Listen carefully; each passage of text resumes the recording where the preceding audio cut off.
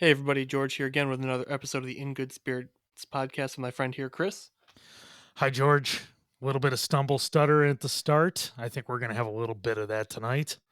We are, I've been working on, with all these new changes with the Looney Tunes, I want to be Elmer Fudd Oh, yeah. Blah, blah, blah, blah. or Foghorn Leghorn, but I was just doing Porky Pig instead of Elmer Fudd. See, this you is how were, you tired were, I am. you were.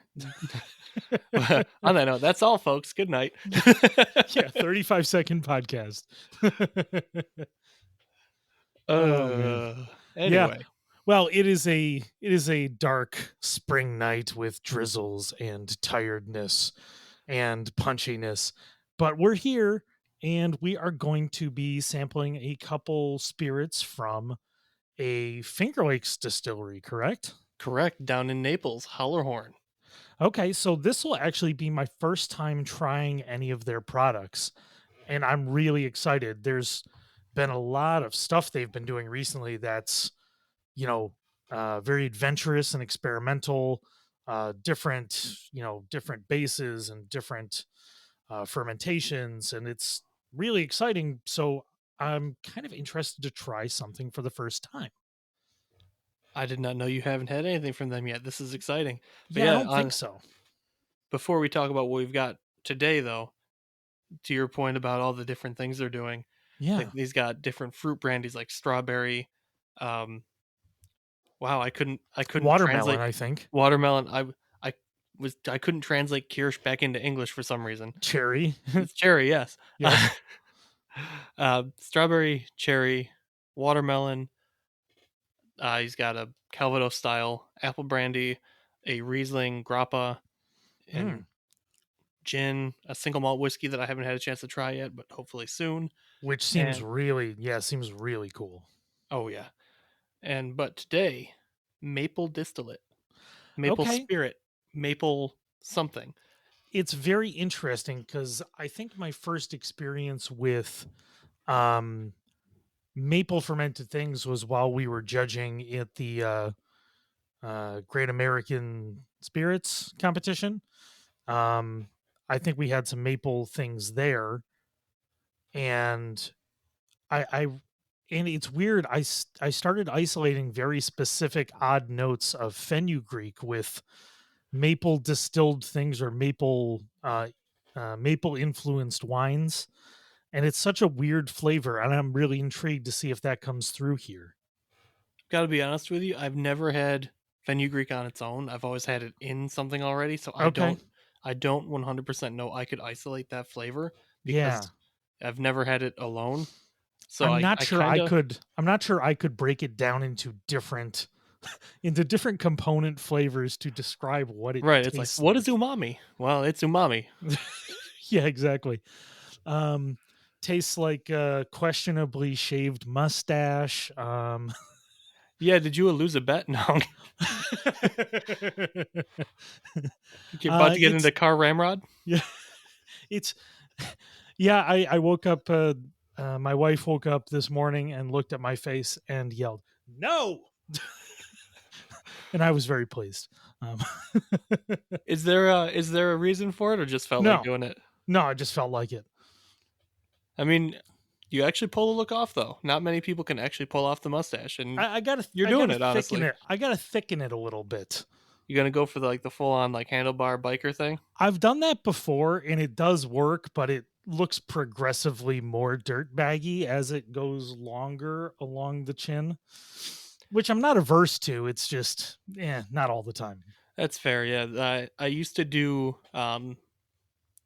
Movember for Okay. men's health awareness and all that, and I found that it's a very fine line between a good mustache and a bad mustache where you cut it off. Oh, for sure. But also, I no longer do that as I enjoy being married. See, I still get a lot of pleasure from scaring my wife with my actual face and not my bearded face. I've got too many chins underneath my beard to ever get rid of it again. it's it My COVID-19 was a COVID-30. it's always a fun little experiment.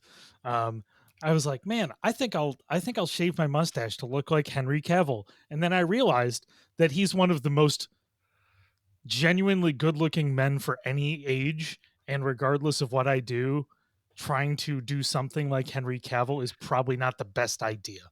Yeah, uh, I'm not trying to, make fun of you or offend you in any way, but neither of us are Henry Cavill, so there's No, I no don't think we no play in that league.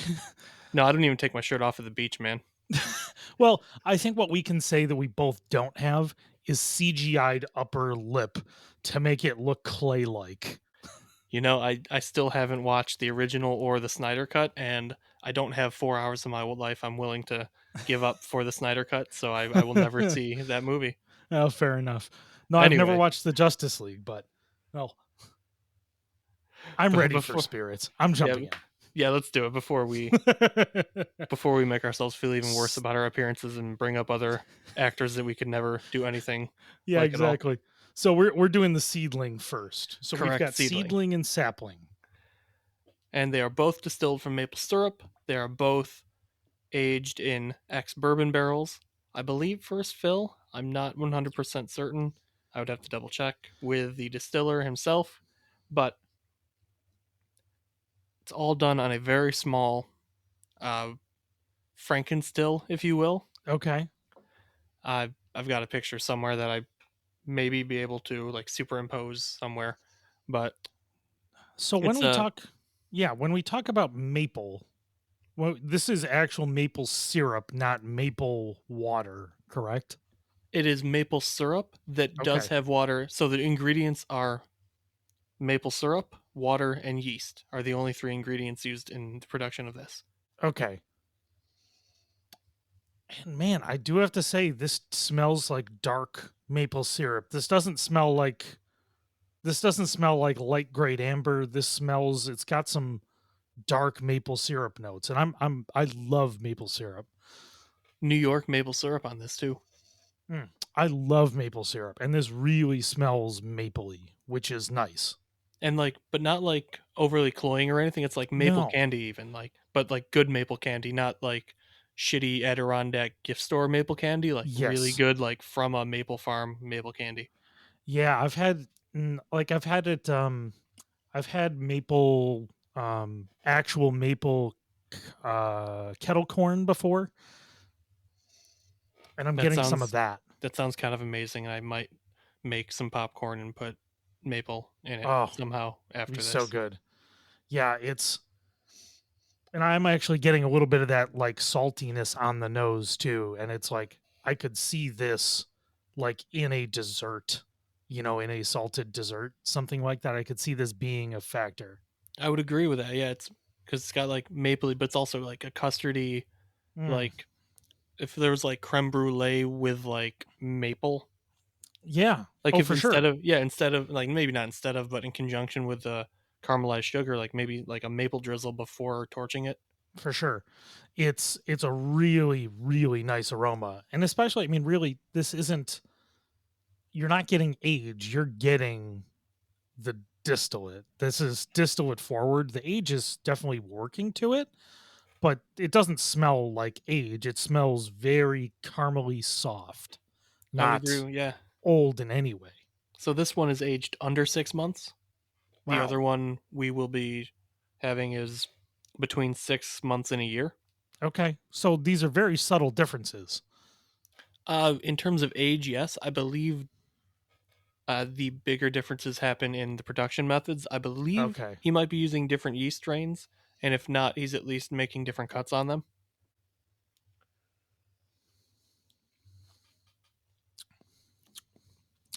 Very interesting. It's odd because the nose is almost bright. It's like the bright part of the caramel, and the taste is smooth. There's almost no high notes to it at all. It's very soft. This It's is round, yeah. delicate. It still has some richness, but not there's no and it actually is a very pretty rich mouthfeel considering what's left. Yeah, very like a custardy mouthfeel, if you will. Mm-hmm. Yeah, very soft. The body. There's a lot of body to it. It's not particularly sweet. It's just barely. I mean, just a bare amount of sweetness. It's almost the intent of sweetness instead of actual sweetness. That's an interesting way to put that, but yeah, the intent of It's sweet. Yeah, it's not it's not the right way of describing it, but it feels right. Um Well, it has sweet flavors without a sugary sweetness backing them up. yeah, no, absolutely. Kind of That's like how red wine will have jammy fruit, but it's from a sugar residual sugar standpoint, Mm. next to nothing there. I do have to say I like the nose more than the palate. I think the nose is really dynamic when it comes to all those really mapley flavors. And I am getting a little bit of bitterness on the palate. And not terrible, but like it's almost like you can taste the youngness on the palate where you have none of it on the nose. I can Very see what you interesting. mean there. I can see what you mean. Like, But it's not fiery at all. It's just like the aftertaste. yeah, the alcohol integration on this is flawless. Honestly, Mm. the proof on it, for the sake of things here, 80 proof, so I, 40% alcohol. I would have been surprised if it wasn't. But do you get kind of like a almost tequila nose note on it, like Yeah, that, and like yeah. crunchy, like Crisco-y type thing, but Yep, not on the as palate for aggressive? sure. On the palate for sure. And now that it's lingering, I think that is a great note. It's fatty almost. It's very rich. Um yeah, and now I'm getting more of that tequila note, but not the green part at all.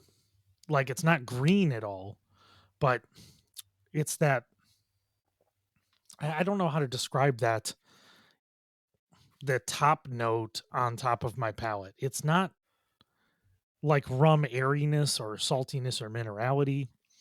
It's this weird lingering dry, not tannic, but weird bitterness on the top of the palate.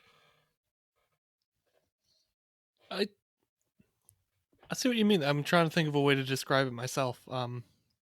But you mentioned rum, definitely like somewhere between like a rummy tequila ish, but neither kind of thing. Yeah, I think I'm getting to something like when you eat walnuts and you get that weird sensation, like you eat walnuts and you get that weird sensation in your palate where it's like overwhelmed by some of those specific kinds of fats in a walnut. I'm getting very specific and odd, but Like the walnut oil, like the reaction, like the walnut oils, like that, like hmm how it kind of like bonds to your mouth, and yeah, not as aggressive, obviously, but I no, know what you're no, talking, like a really oily walnut, kind of like it, kind it's of something. It's something very. I like I that can't get grease, my not greasy, but like slick. saturated fat Yeah, almost. yeah, like Crisco-y. Yeah, no, I mean you're right. I think that's probably the best note. It's just not something I ever taste, so I'm still hunting for I'm still hunting for it.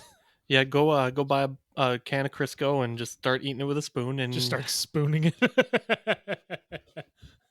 oddly enough, I don't have any shortening or Crisco in my house. I don't know why. That's No. something that never something I've used ever, Well, honestly. maybe I'll buy it and as I start to grow my mustache out, I'll use it to twirl it or something like that. I broke George. How comfortable is your couch? Because that might be a factor in that decision. Oh. So, I like this. If I would have chosen to just sit there and smell it, I would do that. I'm not enjoying it, but it's probably not something I would actively be searching out all the time, if that makes sense.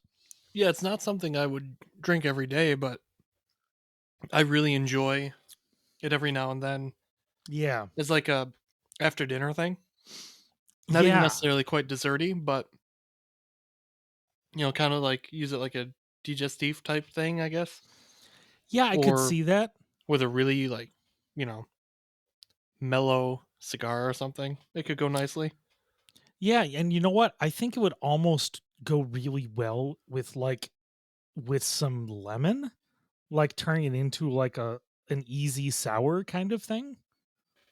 I can see that for sure. Yeah, I think that it could actually work really well, those that Crisco-y note, whatever we're calling that, I think would actually integrate with lemon juice really well, and I think you'd get something very interesting.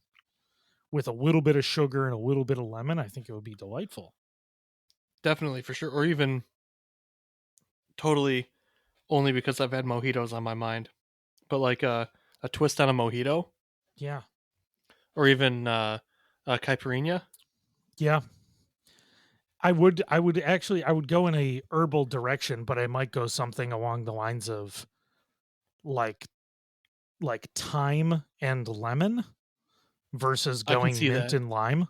So going with a different kind of herb and lemon, I think could actually work really well. Absolutely, yeah. Could be very Anyway, intriguing. I'm gonna I'm actually gonna try that. you should. I'm Yeah. gonna knock this back real quick and let's move on to the sapling, Sap shall we? sapling, yes. Oh, actually, real fun fact, real Mm, fast. The labels of the bottles and the stopper. The labels are like a veneer, like a maple veneer. It's actually a wood label, oh, that's awesome. isn't it? Here, And I I don't do know. love their graphic design. I think it's really sharp. It feels classic while still modern. I think they do a great job on all their graphic design that I've seen. And all the art is hand done. Oh, nice.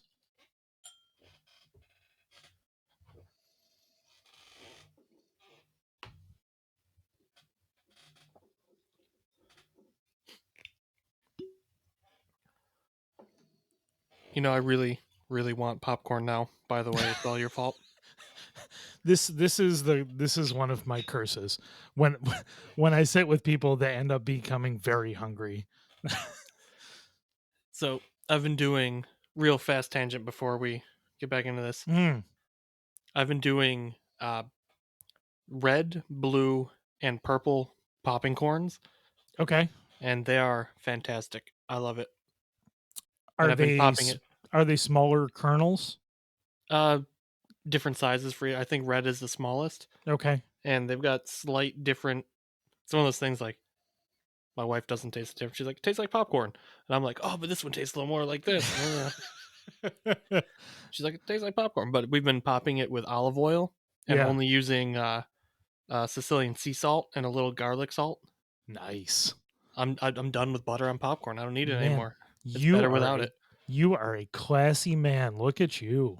Yeah, popping popcorn on the stove and not in the microwave. Ah, I feel old. what luxury. You need to get a whirly pop. Oh no, I've got enough devices in the kitchen. I don't need any more taking up space. Oh, so Anyway, this is completely different on the nose. totally different. It's butterscotchy. Yeah, completely different. The other one was so mapley, and this is almost not mapley at all. Not even close to mapley, but not in a but in a very interesting way. Not like a this isn't maple. Fuck it. It's like it's really cool. Yeah, it's very light. This one's very delicate on the nose. The other one was rich. This is delicate and light. It's one of those things too where there's such a big difference. You can understand why there's multiple versions of this besides the two we're doing today. There's Silverleaf, which is like an eau de vie style unaged maple spirit, Okay. totally different animal. Then we had the Seedling, which was the richer, younger one, and then there's this Sapling, and then there is Old Growth, which is the next step up, which is over a year, and then he's got Mm. one called Flamed Maple, which is in the same family, but using peat charred cask to Oh, age it, wow. and it's really cool. But they're all so very different, even though for their the same three base ingredients, that it absolutely makes sense to have all these different iterations of it because they are completely different, and there's worth in trying all of them. Yeah, that has to be completely wild. I mean, with if you lined up those ones all in a row. And to be honest, I think this for me, this is the kind of thing I would love in a flight of spirits. If we sat there with here's 5 to 10 different things, and having this in there would be a true delight to contrast it against other things. I see this in a spirits flight as like necessary to have this kind of thing, some sort of eau de vie, some sort of, different distillate. For sure, for sure. Wow. This still maintains that richness on the palate. I think it's more close to the nose than the first one was. I would agree.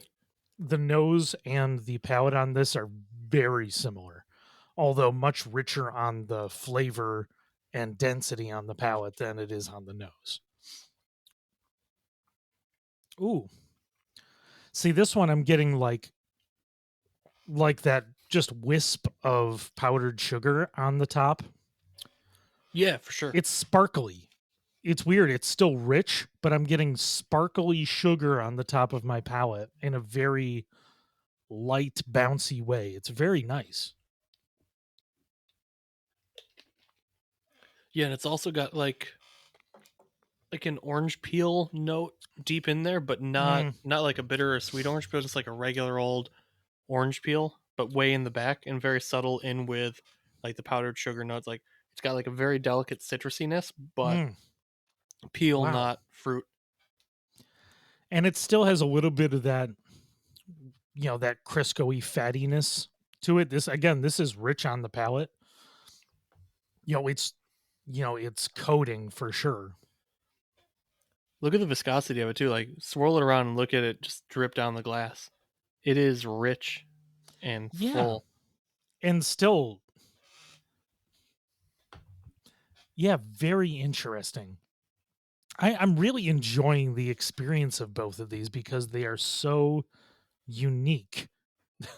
They really are. At some point, we you really gotta. I think I've gotten nearly all of them. I think I Mm. just need the silver leaf to grab, but you got to try all five in a row.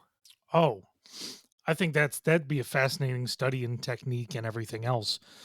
And I'm excited to eventually chat with them because I think they're doing some real creative stuff. Oh, for sure. Yeah, we got to have Carl on. I think he'd be. Yeah, I don't know if anybody would want to listen to an hour long show, but they're gonna have to because that's what it's gonna Yeah. end up being. Oh, no way we couldn't. I think it would be really interesting because I'm for something like this, we're talking about, nose to palate and this to that, and where you might prefer this side to the other side. And it's being pedantic and annoying, which is kind of what we do. But it's both of these are fascinating and the kind of thing that I'm really happy to be tasting, really happy to be enjoying. But there's so many, it's such an odd spirit because you don't taste maple syrup distillate very often. So it's such a unique experience. Yeah, there's. I've only ever heard of one or two others ever done, and there's not even really a category for it. Like the label on here says spirits distilled from Finger Lakes maple syrup. That's what it is. That is There's very no accurate. category name. There's no. It's not really a thing, and it should be. I would love to see more interpretations of this because it's a really cool thing.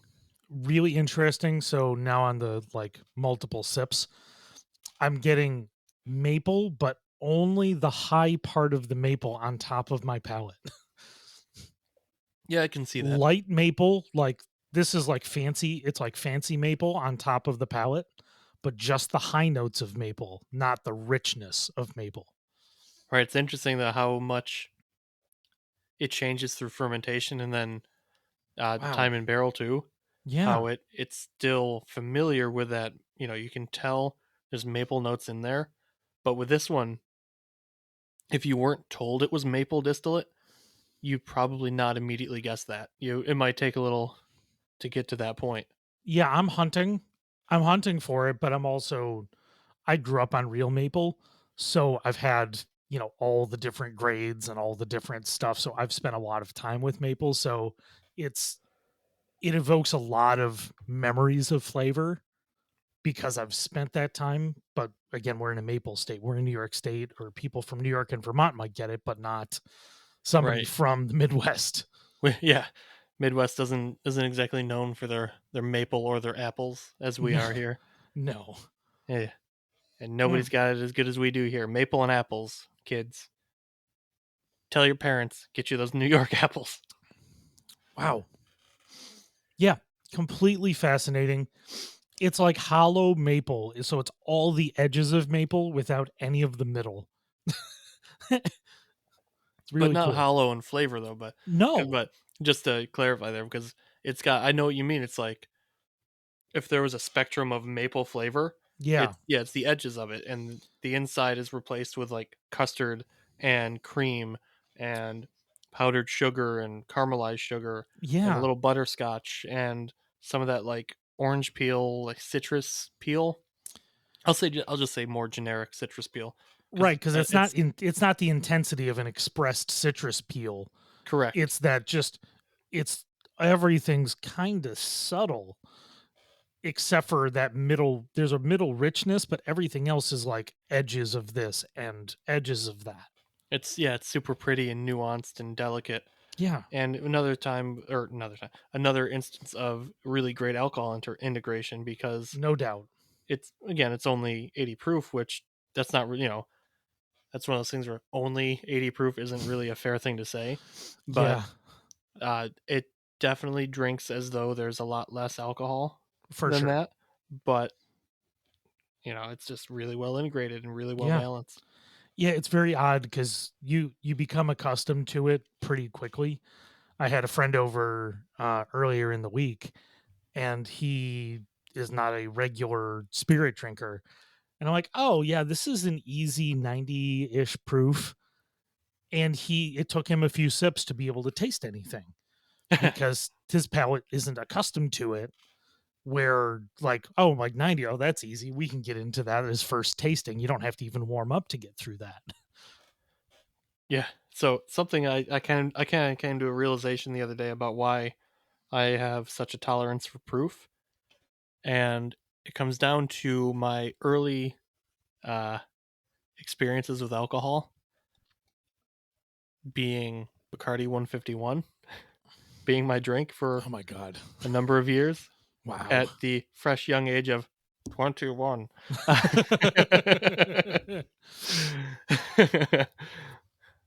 Oh, speaking of rum, I had somebody send me a Venezuelan rum in the mail today. Was it Diplomatico? No, it's a Solera. It's a Solera style rum that supposedly isn't overly sweetened. So I haven't tasted it yet, but I think we'll try it another time just because I don't have a lot of experience with the darker, richer side of rums. I've gotten more into the lighter, funkier, weirder rums versus the like it's like there's a whole separation of rum nerdery. Like Yeah, you're into the the decaying pool vinyl left out in the sun and steaming garbage rum, right, right. which is a Not the rum ner- yeah. pure sweet caramel other stuff people, which is like there's a whole like separation that we'll have to explore. I'm very Oh yeah. excited about that. It's funny just I'm imagining in my head people like hot stinking garbage pool vinyl rum. What? And then rum nerds going, "Yeah! Yeah, and that's definitely the voice of the weird rum nerds. Yeah!" Sipping their daiquiris and with their Oh pineapple man, tattoos. I made a killer one recently. It was delightful. So weird. I've been on the rum. I really just want to crush a bunch of mojitos lately, and I haven't done it, and I need to. Oh, well, I think we're gonna have to do that on a nice day over at the porch here. Absolutely, yes. Yes, sir. Well, I think we are going to wrap up for this episode. George, where can they find you on the internet? I can be found in a van down by the river, Mm. as well as no idea why I went there. I'm sorry. At Whiskey Jedi on Instagram, which is with the E, because this is America. Her. Mhm. I am not the guy that's Whiskey Jedi without it, and I am not the Whiskey Jedi, which is another person out there. But I'm the original Whiskey Jedi with the E. So take that, fools. Very nice. And you can find me at Stromy on Twitter and Instagram, Food About Town on Facebook, as well as curatemeals.com if you're in the Rochester area and need cool food. And you can find In Good Spirits at igspodcast.com. Subscribe on the YouTubes if you're watching us there and on your favorite podcast app. If you have something you'd like us to try in the future, let us know. We are going to start recording in person very soon. And I think one of our next episodes is going to be weird ass rum tasting, which is Hell going to yeah. be a true weird delight. And we'll have a special guest for that one who will Oh, school us in rum in ways we never knew existed. insanity. So thanks everybody for staying in tune for the podcast. That is really poor language. So thanks everybody for watching / listening, and we will be back next time with another episode of In Good Spirits. But that's all, folks.